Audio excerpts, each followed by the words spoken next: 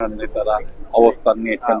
দর্শক আপনারা দেখতে পাচ্ছেন যে বাড়ির সামনে যে নিশ্চিত নিরাপত্তা ব্যবস্থা সেনাবাহিনী, বিজিবি, পুলিশ, র্যাব এবং আইন শৃঙ্খলা বাহিনীর অন্যান্য সদস্যরা ইতিমধ্যে বাড়ির সামনে অবস্থান নিয়েছেন এবং নিশ্চিত নিরাপত্তা ব্যবস্থা নিয়েছেন। আমরা দেখতে পাচ্ছি বাড়ির এই যে সামনে যে সবার আগে বাংলাদেশ লেখা বাসটি, এই এই বাসে তারেক রহমান সাহেব, তারেক রহমান এবং তার পরিবারের সদস্য এবং নিকটজনেরা শুধু আজকে বসেছেন এবং পিছনের বাসে দলের সিনিয়র এবং কেন্দ্রীয় নেতারা বসেছেন। আমরা দেখতে পাচ্ছি আইন শৃঙ্খলা বাহিনীর সদস্যদের মধ্যে নিশ্চিত নিরাপত্তা ব্যবস্থার মধ্যে এবং একটি নিরাপত্তা বেষ্টনীর মধ্যে দিয়ে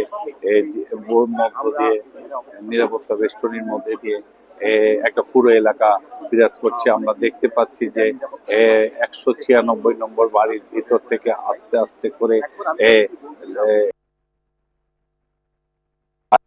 আচ্ছাদিত বিএনপি চেয়ারপারসন বেগম খালেদা